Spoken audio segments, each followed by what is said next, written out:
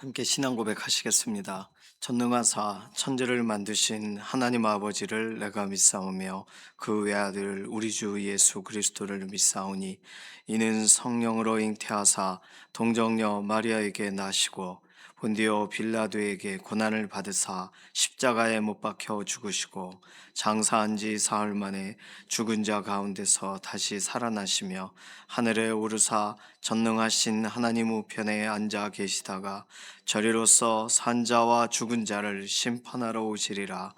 성령을 믿사오며 거룩한 교회와 성도가 서로 교통하는 것과 죄를 사하여 주시는 것과 몸이 다시 사는 것과 영원히 사는 것을 믿사옵나이다.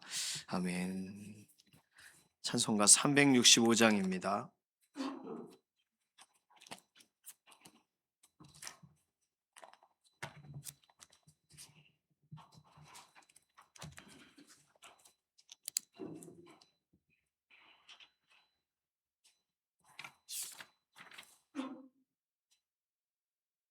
365장입니다. 마음속에 근심 있는 사람 주 예수 앞에 달래어라. 슬픈 마음 있을 때에라도 주 예수께 아뢰라. 주 예수 앞에 달래어라. 주 우리의 친구니 무엇이나 근심하지 말고 주 예수께 아뢰라. 눈물 나며 깊은 한숨 쉴 때 주 예수 앞에 달래어라. 은밀한 죄 내게 있더라도 주 예수께 아뢰라. 주 예수 앞에 달래어라. 주 우리의 친구니 무엇이나 근심하지 말고 주 예수께 아뢰라. 괴로움과 두려움 있을 때 주 예수 앞에 달래어라. 내일 일을 염려하지 말고 주 예수께 아뢰라. 주 예수 앞에 달래어라. 주 우리의 친구니 무엇이나 근심하지 말고 주 예수께 아뢰라. 죽음 앞에 겁을 내는 자여 주 예수 앞에 달래어라. 하늘나라 바라보는 자여 주 예수께 아뢰라. 주 예수 앞에 달래어라. 주 우리의 친구니 무엇이나 근심하지 말고 주 예수께 아뢰라. 아멘. 사회와 경제 관련된 기도 제목이 오늘 수요일 첫 번째 기도의 제목입니다. 우리의 사회를 오늘도 안정하게 하시고 또 우리의 가정과 우리의 필요들을 실제적인 우리의 경제를 채우시고 공급하시는 하나님을 신뢰함으로 우리의 문제를 맡기고 하나님의 선하신 손길을 구하는 기도가 필요해요. 우리 사회 초년생들은 우리 자녀들 특별히 하나님의 공급하심에 대한 실제적인 간증이 있는 날이 되게 하시고 오늘 우리의 부족한 것 사람의 방법이 아니라 하나님의 방법으로 채워주셔서 경영하시는 분이 하나님이시고 우리의 삶을 이끌어가는 분이 하나님이심을 오늘도 우리가 알게 해달라고 맡기는 기도, 하나님 의지하는 기도가 필요하겠습니다. 두 번째 기도는 연약 한가운데 있는 교우분들, 김사흥 집사님 어저께 수술이 잘 되셨어요. 이제는 한 주일 정도 입원하셔야 되거든요. 그래서 완전하게 회복이 되실 수 있도록 위해서 김사흥 집사님 회복을 위해 기도해 주시고, 장기 권사님 골수암 진단이 되셔서 지금 약물 치료 중에 계신데 백혈병으로 가지 않도록 오늘도 몸의 상태를 붙잡아 달라고 맡기는 기도가 필요합니다. 윤희령 권사님 목요일 날이 이렇게 법정적인 문제가 있어요. 그래서 좋은 판사분, 변호사분 만나서 일들이 잘 진행될 수 있도록 위해서 기도해 주시기를 바랍니다. 이규희 장로님, 주숙자 권사님, 이미순 집사님, 오늘도 연약한 육신을 돌보시고 정명자 권사님, 양선민 집사님, 이종선 장로님, 전영설 권사님, 골절되신 부분들 완전하게 뼈가 잘 아물도록 회복을 위해서 배미아 권사님, 이혜신 권사님, 호흡을 고르게 하시고 몸의 상태를 끌어올려 주셔서 정말 가장 어려울 때에요. 육신의 모든 상태를 호전시켜 달라고 맡기는 기도가 필요합니다. 전순아 권사님, 지문길 권사님 수술 이후에 완전한 회복을 위해서 기도해 주시고 임지연 집사님, 김명래 장로님, 이인숙 권사님 재활 치료하는 모든 것에 완전한 은혜를 더해 달라고 어제 임지은 집사님 병원 신방을 다녀왔는데 정말 어려운 상황 가운데 하나님이 이렇게 회복하는 중에 계시더라고요. 정말 말할 수 없는 그런 상황이셨었더라고요. 교회 앞에서 어려움 당하셨던 거니까. 그래서 어제 같이 좀 어쨌든 간증이 있으시고 하나님의 인도하심에 대한 그런 감격이 있으시고 오히려 저희가 도전을 받고 왔습니다. 임지연 집사님 모든 이런 핀을 박으신 것도 다 빼야 되고 또 이렇게 뼈도 새롭게 인공 이런 걸 하시고 피도 엄청나게 많이 흘리시고 많이 어려우셨었더라고요. 회복을 위해서 기도해 주시기를 바랍니다. 이신영 자매님, 조성숙 성도님, 의사의 진단을 넘어서 하나님의 완전하신 회복으로 함께 하심을 드러내 달라고 아픈 분들이 많아요. 아픈 분들 위해서 기도해 주시고 오늘 수요 기도회가 있습니다. 기도의 현장에 하나님의 특별하신 은혜로 함께 하심을 드러내 주시고 또 우리 교회뿐만 아니라 또 동일하게 우리가 후원하고 있는 또 국내외 특별히 우리가 교회 아울릿지 다녀왔던 믿음의 공동체도 동일하게 수요 기도를 구별하고 있어요. 하나님 의지하여서 두세 사람이 예수 그리스도 이름으로 모인 곳에 하나님의 특별히 살피시는 은혜를 더해달라고 수요 기도 맡기는 기도 필요합니다. 이런 기도 제목 가지고서 잠시 통성으로 기도하겠습니다. 살아계신 하나님 감사합니다. 오늘 하루 우리의 삶을 주관하시고 하나님의 인도하심, 하나님의 공급하심을 기대하며 오늘 우리의 가정을 또 우리의 사회를 우리의 산업을 맡깁니다. 경영하시는 분이 하나님이시니 하나님의 방법대로 모든 것을 이루어 가시고 실제적으로 우리의 가정의 경제가 사회의 경제가 회복되는 역사를 보게 하여 주시옵소서. 우리 자녀들 사회 초년생인 자녀들이 사회에 처음 발을 내디뎌 하나님의 공급하심을 실제로 기도한 대로 응답하심을 경험하는 오늘 하루가 되어지기를 원합니다. 연약한 가운데 있는 우리의 동역자들 기억하시고 어제 수술하신 김사흥 집사님 완전하게 회복될 수 있도록 회복의 과정을 진행하여 주시고 또 장기 권사님 이렇게 모든 골수암 관련돼서 이제 약물 치료하시는 과정 가운데 하나님 개입하여 주셔서 하나님 연약한 육신을 회복하여 주시고 윤희령 권사님 법정에 관련된 모든 문제들 좋은 판사와 변호사 만나셔서 일들이 순적하게 진행될 수 있도록 하나님 은혜를 더하여 주시옵소서. 이규희 장로님, 주숙자 권사님, 이미순 집사님 오늘도 눈동자같이 지켜보아하시고 연약한 육신을 끌어올려 주시며 정명자 권사님, 양선민 집사님, 이종선 장로님, 전영설 권사님 골절되신 모든 부분들이 완전하게 회복되어지도록 은혜를 더하여 주시옵소서. 전순아 권사님, 지문길 권사님 수술 이후에 완전한 회복을 더하시고 배미아 권사님, 이혜신 권사님 몸의 모든 상태가 연약한 가운데 있습니다. 호흡을 고르게 하여 주시며 하나님 모든 이런 약한 부분들을 하나님 회복의 회복을 더하여 주시옵소서. 임지연 집사님, 이인숙 권사님, 김명래 장로님 재활 치료하신 모든 과정에 하나님의 특별하신 은혜로 함께 하심을 드러내 주시고 이신영 자매님, 조성숙 성도님 의사의 진단을 넘어 하나님의 채우시는 역사를 오늘도 경험하게 하여 주시옵소서. 오늘도 우리 수요기도로 함께 연합하는 현장에 우리 교회뿐만 아니라 국내외 모든 믿음의 공동체들의 기도의 자리에 함께 하심을 드러내 주시고 두세 사람이 예수 그리스도의 이름으로 함께 모인 곳에 하나님께서 각 심령들을 만나 주시고 기도의 응답의 현장으로 인도하여 주시옵소서.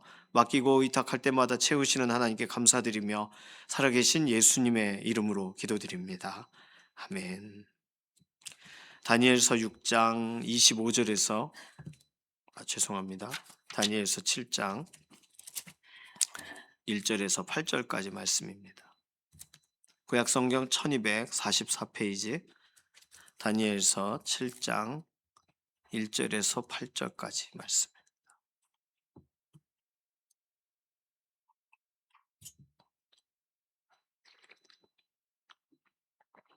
다 찾으신 줄 알고 7장 1절에서 8절 함께 읽습니다.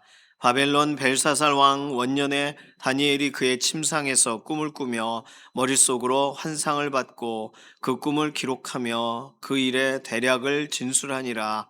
다니엘이 진술하여 이르되 내가 밤에 환상을 보았는데 하늘에 내 바람이 큰 바다로 몰려 불더니 큰 짐승 넷이 바다에서 나왔는데 그 모양이 각각 다르더라. 첫째는 사자와 같은데 독수리의 날개가 있더니 내가 보는 중에 그 날개가 뽑혔고 또 땅에서 들려서 사람처럼 두 발로 서게 함을 받았으며 또 사람의 마음을 받았더라.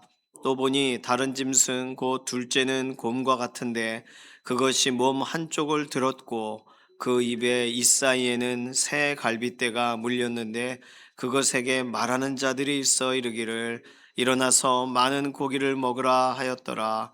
그 후에 내가 또 본즉 다른 짐승 곧 표범과 같은 것이 있는데 그 등에는 새의 날개 넷이 있고 그 짐승에게 또 머리 넷이 있으며 권세를 받았더라.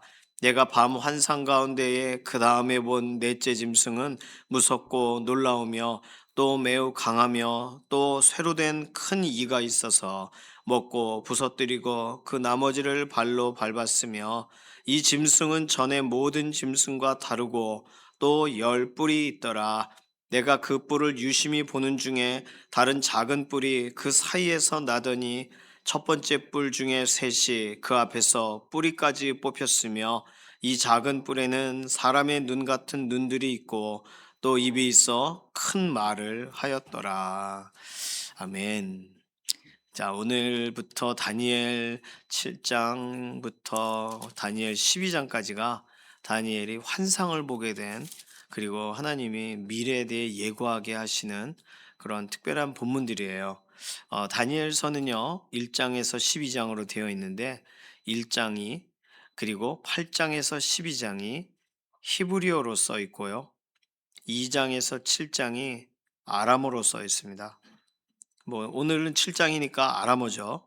아람어로 기록이 되어 있어요. 이 기록에 대한 언어 부분도 좀 특이하기도 하지만 시간 순으로 다니엘에게 일어났던 일들을 시간 순으로 정리했는가라고 볼 때 7장부터 12장까지가 시간이 좀 앞으로도 가고 뒤로도 가고 합니다.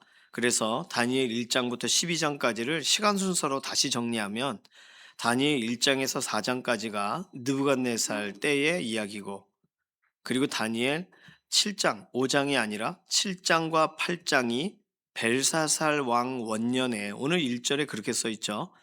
바벨론 벨사살 왕 원년에 살이 왕이 되었을 때 그때 꿈을 꿔요. 왕이 꾸는 게 아니라 다니엘이 꿈을 꾸는 거예요. 7장, 8장이 꿈 얘기고 환상 얘기고 그다음에 5장으로 가서 벨사살이 이렇게 술에 취해 가지고 하나님의 그 전에 있었던 그 기물들을 가지고 술을 마시면서 우리가 아는 벨사살의 그 손이 막 글을 쓰는 그런 아주 특이한 장면을 보게 됩니다. 시간 순서가 7장, 8장, 그다음에 5장이에요. 그다음에 다리오 왕에 대한 얘기가 6장이 있고 다리오 왕 때에 꿈을 꿨던 9장이 나오고 그리고 10장, 11장, 12장에 고레스와 연관된 내용이 연결이 되어집니다. 그래서 이 다니엘서 7장, 8장 같은 경우는 가장 시간 순간은 상관없이 좀 다르게 배정이 되어 있게 본문이 구성이 되어 있습니다. 일반적으로 유대인들은요 다니엘을 굉장히 큰 선지자로 묘사를 해요. 아시는 것처럼 다니엘은 선지자가 아니죠. 다니엘은 어, 정치인이에요. 정확하게 말하면 그런데 하나님이 그 정치적인 역할을 맡기면서 그가 꿈을 해몽하는 특별한 역할을 갖게 되어서 그가 여러 왕들을 섬기는 동안 하나님이 왕의 꿈을 해석해 주거나 왕의 문제를 풀어 주거나 아니면 다니엘 스스로가 하나님이 주신 꿈을 가지고 번민하거나 이러한 내용들이 다니엘에 관련된 내용입니다. 그런데 유대인들이 왜 다니엘을 큰 선지자로 묘사하냐 하면 첫 번째는 다니엘이 예레미야 선지자를 통하여 70년 후에 회복되리라 하는 본문에 대해 깨달으면서 실제로 이스라엘의 회복을 위해 기도하고 이스라엘이 회복될 때까지 기도했던 유일한 인물이에요.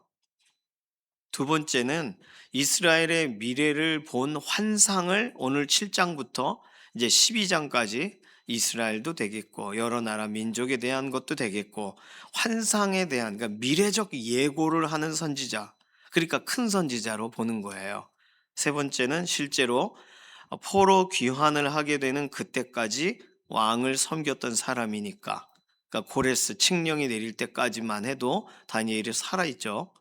그래서 고레스가 앞선 다리오 왕의 실제 사자굴 사건 때문에 고레스도 그 조서의 영향을 받고 고레스 때에도 다니엘이 형통했다. 다니엘이 살아 있었다. 28절 어제 본문에 써 있는 것을 볼 때 포로 귀환하는 유대인들이 돌아오게 되는 때까지 아주 중요한 역할을 저 전방위적으로 한 사람이 다니엘이라 다니엘을 큰 선지자로 봅니다. 그런데 좀 전에 말씀드린 것처럼 다니엘을 선지자라고 볼 수 있는가? 에스겔 같은 경우는 그가 제사장이 되어야 되는 사람이 하나님이 포로된 땅으로 에스겔을 찾아가시면서 선지자 역할을 시키셨죠. 다니엘 같은 경우는 다니엘이 포로되어 끌려가면서 그냥 국정에 참여하게 되는 그런 이게 지혜로운 청년의 한 명으로 등장하면서 선지자라고 말하기는 조금 다른 그런 사명으로 기도하는 정치인, 은사가 있는 정치인이라고 할 수 있겠죠. 선지자라고 보기는 좀 다릅니다. 그러나 뭐 구약 성경을 구분할 때 대선지서라고 할 때 다니엘까지 포함해요. 그래서 우리는 믿음의 그런 사람들이 구분한 형태대로 다니엘을 선지자로 생각하고 하나님의 그런 미래적 예고를 선언하게 하신 것으로 생각하고 다니엘서 본문을 대하게 되긴 합니다. 어쨌든 이런 설명을 드린 이유는 다니엘서가 선지자적으로 의도적으로 기록이 되었다기보다 다니엘이 기록하게 되면서 다니엘이 알지 못하던 내용을 다니엘이 실제로 기록을 하고 진술하게 되는 과정들을 통해 선지자와 같이 미래에 있던 사람들도 다니엘이 기록한 내용을 보게 되잖아요. 그러면서 선지서의 기능을 다니엘이 작성한 이 내용이 실제로 하게 돼요. 그러면서 우리는 선지자로 또 인식을 하는 부분이 있어요. 오늘 본문 1절이 다니엘이 지금 하고 있는 아주 중요한 내용을 말하고 있죠. 바벨론 벨사살 왕 원년에 다니엘이 그의 침상에서 꿈을 꾸며 머릿속으로 환상을 받고 그 다음에 뭘 해요? 그 꿈을 기록하며 그 일의 대략을 진술하니라. 기록을 해요. 지금 벨사살 왕 원년에는 다니엘이 정치에서 은퇴를 한 상태입니다. 아시는 것처럼 느부갓네살 왕까지만 정치의 그 총리 역할을 하고요. 그다음에 느부갓네살이 이제 왕이 이제 그만둘 때 다니엘도 그만둬요.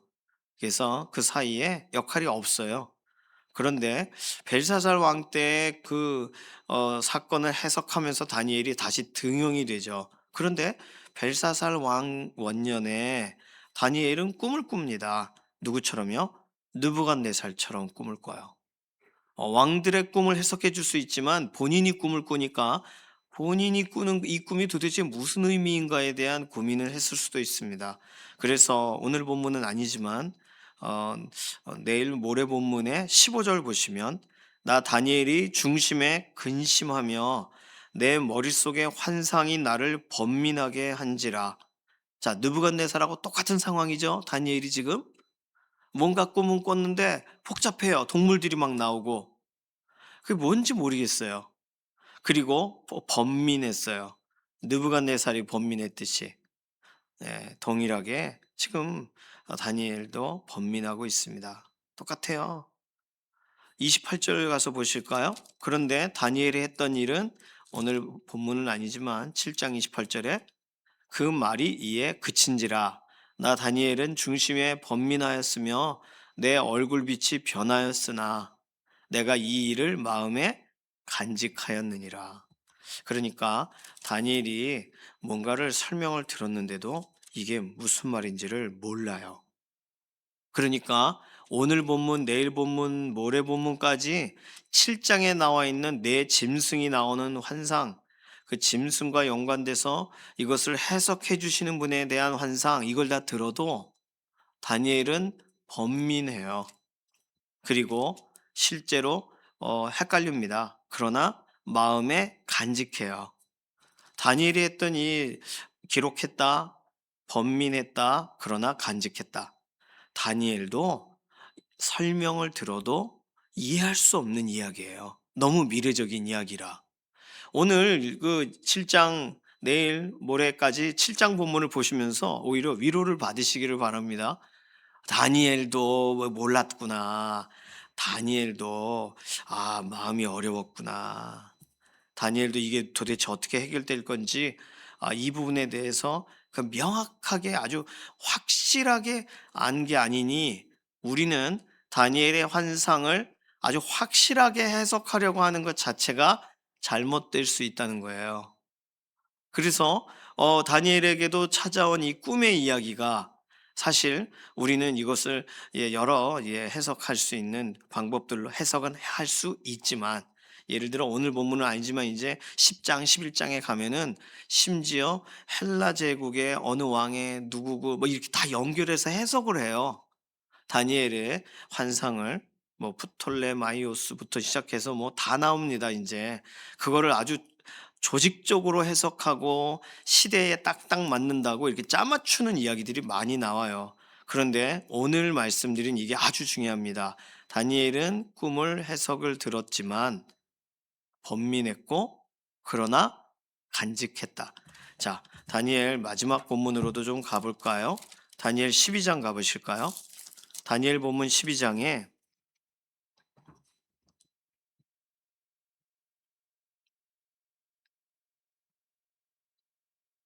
12장 다니엘 12장 4절 보세요. 다니엘아 마지막 때까지 이 말을 간수하고 이 글을 봉함하라. 많은 사람이 빨리 왕래하며 지식이 더하리라. 자, 13절도 보세요. 12장 13절. 너는 가서 마지막을 기다리라. 이는 내가 평안히 쉬다가 끝날에는 내 몫을 누릴 것임이라. 지금 이제부터 등장하는 다니엘에 관계된 모든 본문은 사실상 다니엘이 그 당시에 이 메시지를 왕에게 설명을 한다거나 아니면은 이 메시지가 실제적으로 아주 모든 것이 아주 명백하게 해석이 될 수 있다거나 그렇게 생각하시면 안 되는 본문들이세요. 다니엘에게 너 마지막까지 간수해라, 가지고 있어라, 담고 있어라. 하나님은 그렇게 설명하세요. 이 일이 이루어질 때까지 그런데 다니엘은요 그 전에 세상을 떠나요. 그냥 12장 8절 다시 보시겠어요? 12장 8절 내가 듣고도 깨닫지 못한지라 내가 이르되 내 주여 이 모든 일의 결국이 어떠하겠나이까 하니 9절 그가 이르되 다니엘아 갈지어다 이 말은 마지막 때까지 간수하고 봉함할 것임이니라. 그러니까 이제부터 굉장히 어려운 본문을 대하게 되시는 거예요. 자, 다니엘이 본 환상은 정확하게 요한계시록에 등장하는 내용과도 상당히 흡사합니다. 예를 들어 오늘 본문에서만 힌트를 찾으면 7절에 나와 있는 열 뿔이 달려 있는 짐승, 열 뿔이 뭐냐 할 때 열 뿔 얘기가 계시록 13장과 17장에 두 번 나와요. 그러니까 계시록하면 무서운 얘기가 들어있어라고 생각하실 수 있는데 다니엘 본문에 있는 일종의 묵시적인 이러한 이야기들이 결국 계시록에도 구약적 상징이 그대로 신약으로 간 거로 보시면 되겠어요. 우리 지난번에 에스겔서 볼 때도 아주 특이한 어떤 에스겔도 묵시적인 내용들이 있었거든요. 그 내용도 계시록과 상당히 흡사한 내용들이 있었습니다. 그러니까 요한계시록의 이야기는 철저하게 유대 사람들은 알아들을 수 있는, 에스겔도 보고 다니엘도 보고, 그 당시 묵시적으로 선지자들이 받았던 메시지와 비슷한 얘기가 계시록에 써 있네, 이렇게 받아들일 수 있도록 그렇게 구약적인 이미지가 신약에 그대로 투영이 되어 있습니다. 자, 그러니까 오늘 뭐 제가 이렇게 저렇게 설명을 드리지만 다니엘 7장부터 12장까지는 모든 해석이 이 해석은 이거다라고 딱 떨어진다, 안 떨어진다? 안 떨어져요. 떨어지게 해석하는 게 이상한 거예요, 이제부터. 자, 오늘 본문을 일반적으로 어떻게 보냐면 사자, 독수리 날개가 있는데 날개가 뽑혀버린 사자, 사람의 마음을 받았다. 누구냐? 바벨론이 사자의 이미지와 사자의 상징과 사자의 벽화가 많아요. 일반적으로 바벨론을 사자로 봅니다. 곰의 이야기가 나왔어요. 두 번째 짐승. 곰은요, 한쪽 자기 몸을 들고 있어요. 이걸 어떻게 상징해야 될지 모르겠는데. 그리고 입에는 세 개의 갈빗대가 있어요. 이게 뭐냐? 정복한 나라들을 말한다. 정복은 했으나 넘기지를 못하고 갈빗대가 이빨에 껴있다. 뭐 이렇게 해석하기도 합니다. 예, 들으시면서도 참 희한하죠? 그리고 사람들이 말해요. 누군가가 고기를 먹어라. 더 열정적으로 나라를 침공하라 이런 얘기겠죠. 이 어느 나라인가 메소포타미아다라고 말하는 학자도 있고 페르시아다라고 말하는 학자도 있어요. 왔다 갔다 하는 거예요. 그 다음 세 번째 짐승은 표범에 대한 얘기가 나옵니다. 표범은요, 새의 날개가 있고 게다가 머리가 네 개가 있어요. 근데 네 개가 뭐냐? 네 개는 페르시아라고 보는 사람은 페르시아의 네 명의 왕이라고 해석을 하고, 이거를 헬라 제국이라고 보는 사람은 알렉산더 사후의 네 명의 장수가 분할 통치하는 거다라고 해석을 해요. 자, 이렇게 달라요. 그래서 이게 페르시아냐, 헬라 제국이냐 헷갈려요.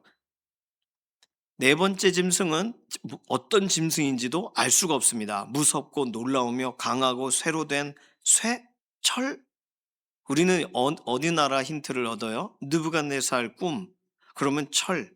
뭘까? 로마인가? 이렇게 우리는 생각하는 거예요. 그런데 학자들에 따라서는 이거는 헬라 제국을 말한다라고도 말해요. 또는 여기 쇠 이빨을 가지고 있는데 뿔이 10개가 있고 이건 10개의 지역을 다스린 것으로 설명을 하고, 그 중에 앞에 있는 3개가 뽑힌 자리에 작은 뿔이 나는데 그 사람이 눈들이 있고 말하는 입이 있고 이런 말도 안 되는 이런 기괴한 환상이 등장합니다. 근데 그 작은 뿔이 뭐냐? 터키다. 이렇게 해석하는 학자가 있고 안티오쿠스 에피파네스다 이렇게 해석하는 학자도 있어요. 안티오쿠스 에피파네스는 이 중간기 신구약 중간기 시대에 굉장히 중요한 인물이거든요. 유대적으로 해석을 하는 거예요. 안티오쿠스다라고 해석하는 건, 터키다라고 해석하는 건 로마에게 가장 대항하고 통제가 안 됐던 나라가 어디냐? 터키다. 오스만 투르크다. 뭐 이런 식으로 해석을 하는 거예요.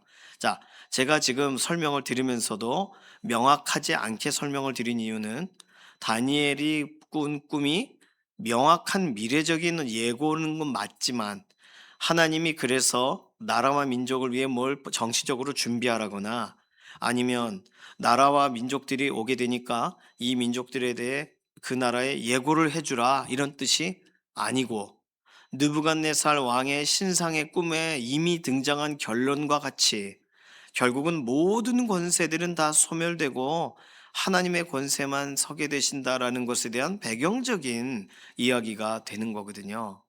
그러니까 우리는요, 이런 본문들을 접할 때, 이게 뭔 말일까? 이게 지금 소위 이걸 아직도 이런 본문들을 연결하고 있는 사람이 있을 거예요. 열 뿔이 뭐냐 하면 로마 이후에 10개의 제국이 형성되는 거다. 이렇게 해서 오늘까지 해석을 하는, 그래서 러시아다, 마지막은 뭐 미국이다. 이렇게 해석하는 아주 잡다한 해석자들이 등장합니다. 우리의 목표는요, 이 본문이 무슨 뜻인가가 아니에요. 묵시적인 본문이니까요. 오고 오는 여러 세대들의 나라들이 올 거다가 오늘 본문의 내용이에요.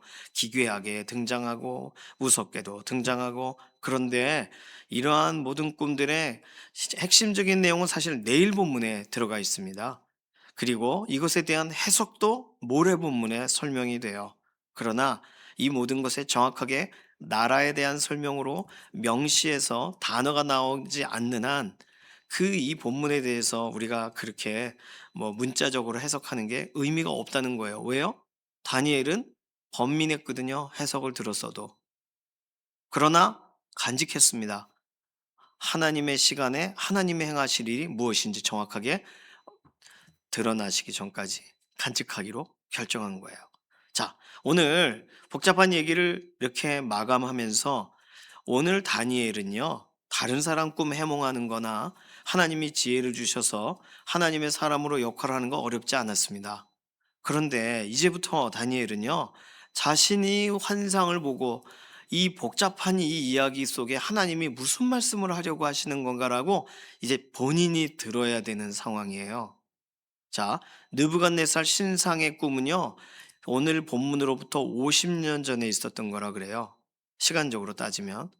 느부갓네살 그 금신상, 머리가 금, 어깨는 은, 이 배는 이렇게 있잖아요. 동, 쇠, 뭐 흙하고 섞여 있고, 그 꿈에 해석을 하고 하나님의 나라가 영원하다, 뜨인 돌과 같은 것이 다 그 모든 세력들을 무너뜨린다, 이런 것에 명확한 잔상이 있는 다니엘이 이제 벨사살 왕 원년에 꿈을 꾸며, 나도 이 꿈을 꾸게 되는 거네, 하나님이 이 꿈을 꾸게 하시네 하고 굉장히 놀라면서 받아들이고 있는 내용이 오늘부터 시작되는 본문이에요.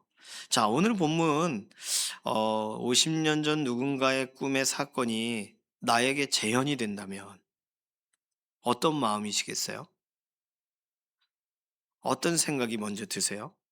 예, 뭐 동일합니다. 번민해요. 왜 나에게 이런 꿈을? 이 꿈을, 이 내용을 누구한테 말하라는 것도 아니잖아요. 기록하고 간직하라가 다니엘이 가진 사명의 전부예요. 다니엘은 그냥 기록하고 간직하고, 기록한 내용을 다음 세대 사람들이 보고, 오늘 우리들도 보고, 하나님은 미래적인 예고를 하시는 분, 묵시적인 말씀을 하시는 분, 모든 왕 뒤에 뛰어나신 분, 그 모든 왕들이 무섭기도 하고 세기도 하고 세대 세대 따라 등장해도 하나님의 나라가 영원하시다는 거. 결국은 그 이야기를 설명하시는데, 그러나 이러한 꿈들을 통해 다니엘을 어떤 마음을 갖게 하시려고 이 꿈을 갖게 보게 하시는 걸까요? 기도하라고 하시는 거겠죠? 하나님이 꿈을 꾸게 하시면서 하나님의 뜻을 구하는 기도도 필요하고, 하나님께서 실제로 해석해 주시는 것을 간구하는 것도 필요하고, 하나님께서 이 일을 통해 무슨 일을 행하실지, 그럼 전 이제 뭘 해야 됩니까?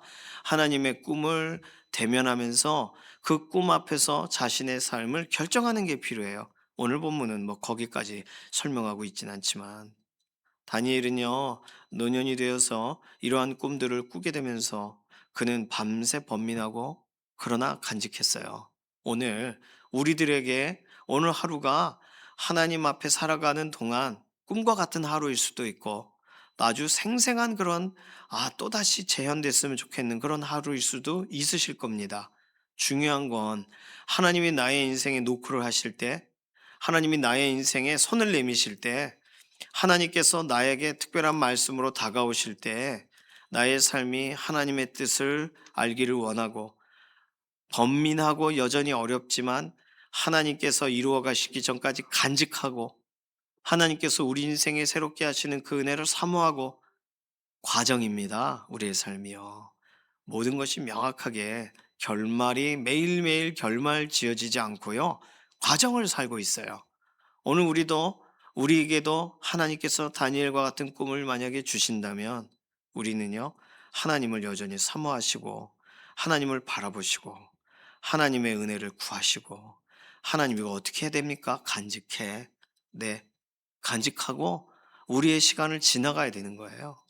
오늘 우리들에게는 아주 특별하고 비상하고 신비하고 놀라운 이런 이야기들을 하나님이 보여주지 않으시더라도 오늘 우리의 세대를 살아가는 동안 하나님께서 눈으로 보게 하시고 우리의 마음에 담게 하시고 우리가 막 체감되게 하시는 다양한 일들이 있지 않습니까? 그런데 그렇다고 해서 그 일들이 당장에 이루어지는 것도 아니고 그 일들에 대해 뭐라고 기다려야 되는 건지 알 수도 없는 오늘 하루를 살아가는 동안 미래에 대한 복잡함이 우리에게 찾아올 때 다니엘이 했던 것처럼 번민할지라도 하나님을 바라보고 하나님을 향하여 더 나아가시기를 바랍니다. 오늘 우리가 해야 될 일이 그런 일인 거예요. 명쾌하지 않아도 걸어가야 되는 거예요. 명확하지 않아도 우리는 그 길을 걸어가야 되는 거예요. 그것이 하나님이 우리를 부르시는 오늘 부르심의 삶이고요. 하나님이 답을 명확하게 보여주시면 감사하면 되겠고, 명확하지 않고 기다려야 된다면 하나님을 사모하심으로 나아가시고, 중요한 것은 하나님이 우리의 인생의 주인이시라는 거 기억하시면서 우리의 하루하루 오고 오는 매일의 삶의 자리에 다니엘과 같이 낯설게 찾아오시는 하나님의 손길일지라도 하나님을 경외함으로 하나님과 동행하기로 결심하는, 하나님이 풀어주실 때까지 기다리시기로 결심하는 믿음의 하루 되시기를 소망합니다. 이 시간 같이 기도하겠습니다. 이 시간 기도할 때 하나님, 우리 인생에 다양한 많은 것이 있으나 하나님, 어떤 날은 시원하고 어떤 날은 시원하지가 않습니다. 어떤 날은 우리가 하나님의 약속을 붙잡고 기다릴 만하고 어떤 날은 기다려야 되나 고민스러울 때가 있습니다.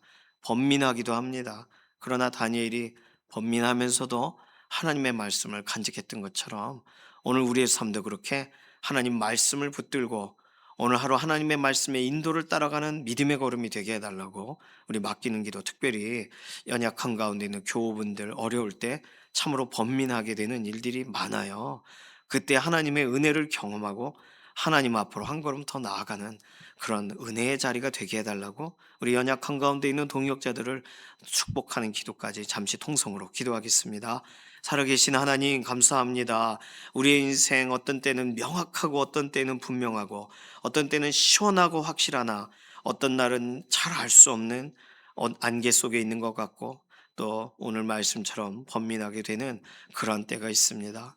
하나님, 그렇다고 하나님이 우리 손을 놓으신 것도 아닌데 우리들은 명확하지 않은 시원치 않은 하루를 살아갈 때가 있습니다. 그러함에도 하나님을 의지하고 하나님께 주신 말씀을 간직하고 하나님께서 우리 인생을 이끌어가고 계시다는 사실에 우리가 흔들리지 않게 하시며, 특별히 병상에 있는 교우분들, 연약한 가운데 있는 우리 동역자들, 어려운 일이 닥쳐 그 일이 반복되는 것 같을 때에도 하나님의 말씀을 붙들고 믿음의 자리로 더 나아가는 그 다니엘과 같이 하나님의 말씀을 간직하는 그런 믿음의 사람들로 서게 하여 주시옵소서. 감사드리며 살아계신 예수님의 이름으로 기도드립니다. 아멘. 찬송가 406장입니다. 오늘 수요기도회가 있습니다. 오늘 11시 오늘 수요기도회 현장에 함께 나와주시고 또 같은 시간 함께 기도함으로 또 구별해 주시기를 바랍니다. 찬송가 406장 4절만 부르겠습니다.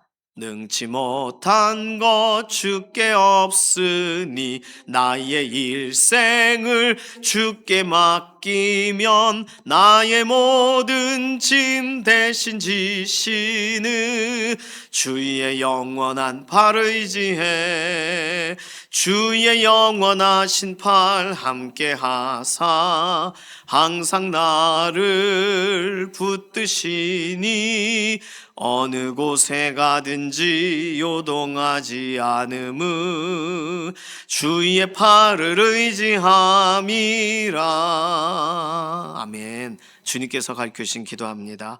하늘에 계신 우리 아버지여, 이름이 거룩히 여김을 받으시오며 나라에 임하옵시며 뜻이 하늘에서 이루어진 것 같이 땅에서도 이루어지이다.